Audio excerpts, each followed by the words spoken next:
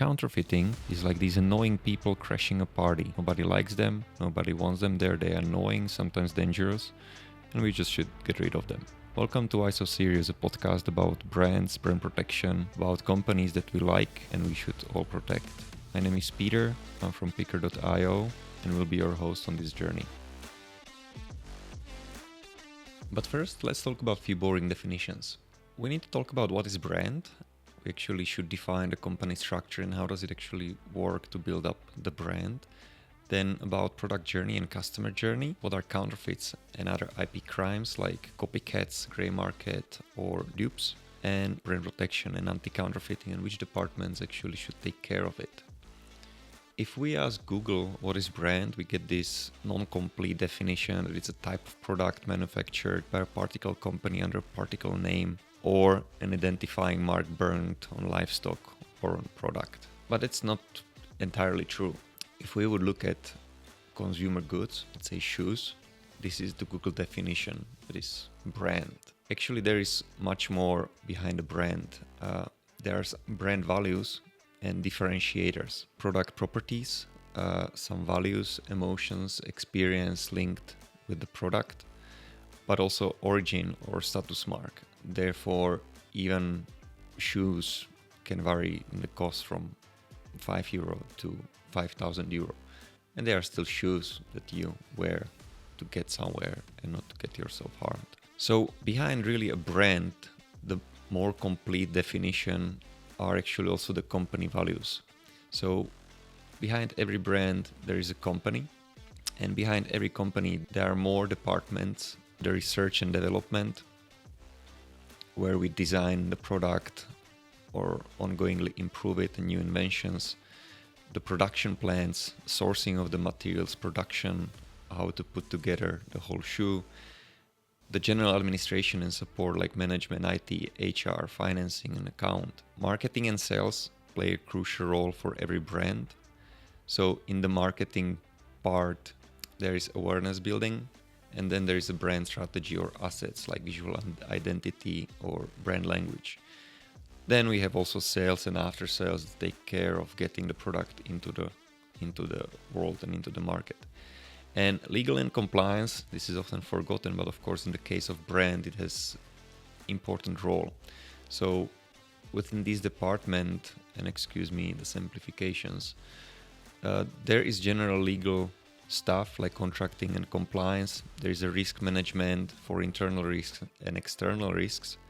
And there is IP management, considering IP portfolio building, like the trademarks, patents, copyrights for text or music, or other general intellectual property, like geographical indication, trade secrets or designs, and IP infringement monitoring. So basically case management, where we monitor whether someone is not trying to register similar logo or name as ours. Then the fourth bucket within the legal and compliance is brand protection. In the brand protection, we could split it into brand monitoring activities and anti-counterfeiting activities. In the brand monitoring, we have the digital monitoring and the supply chain surveillance. So the digital monitoring, we monitor the social media, websites, online marketplaces, we arrange the takedowns, but there is also cybersecurity that goes into the more administrative tasks. In the supply chain surveillance, that usually falls under the operations, is retail monitoring, logistics monitoring and protection, or supplier verification. And in the anti-counterfeiting bucket, we have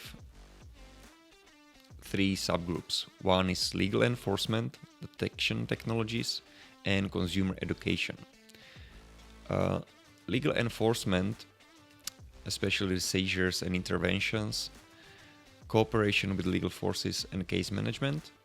In the detection technologies, you can have active result and authentication of a product. So for example, secure QR codes or RFID tags that can tell the consumer if a product is real or not. And then we have also like the more old school passive technologies like holograms, UV inks, DNA or watermarks, something that we all know from the monies, but sometimes, and it's getting even harder to differentiate the original or the replica. And then, very important but very often forgotten part of anti-counterfeiting is the consumer education. For every successful anti-counterfeiting campaign or brand protection campaign, you need to talk about it, and usually this is again with a different department, a marketing department, because this can then support all of that above, and it cannot be only thrown on the legal department. So this is really the bigger story of what is brand that we all love or hate or something like that. To further understand how the products get to us, because this is also part of brand, we need to look at the product journey and a customer journey. Generally, the product starts somewhere in production where commodities are supplied to a processor, which can be internal or external. The finished product is sent to warehouse and distribution center, and from there it's actually shipped into the world to find the consumers. The customer journey, as we know it, is combined with the brand awareness. Especially at the beginning, the brand is trying hard to get to be known or be liked, and is communicating their values about the quality, the innovation, or trying to build generally the emotional connection or sharing the knowledge through social media, and they're trying to influence the consideration process of the consumers. The consumers then, of course, they are doing their research. Either they go to shop or they do their research online, search engines, marketplaces, or any third-party websites, often promoting discounts, Black Fridays, Christmas sellouts, cleaning the warehouses, or any other activity that can be actually sometimes confusing for the consumer.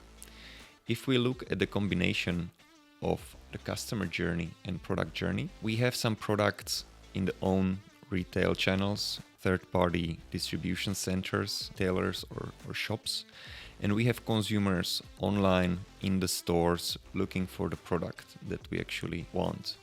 So how does it work in reality? Let's look at our Joe in Australia. He is searching for some shoes on the internet, finding various places, not really knowing which one is internal and secure, not really knowing which one can be dangerous and which one is third party. So he finds the shoes somewhere on a marketplace, and this marketplace can be actually supplied by various distributors. So the consumer receives the product from a distributor of this product in that region.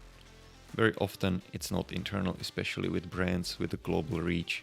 So what is really so dangerous about this setup?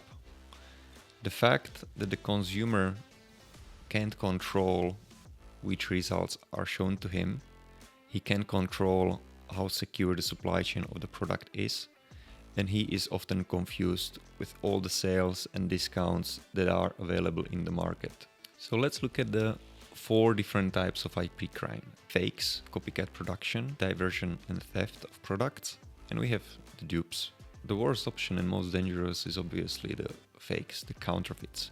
How do they interact with the product journey? Counterfeiters stole the IP and the reputation of the product. They use the cheapest possible commodities and they build a fake product, push it into the market.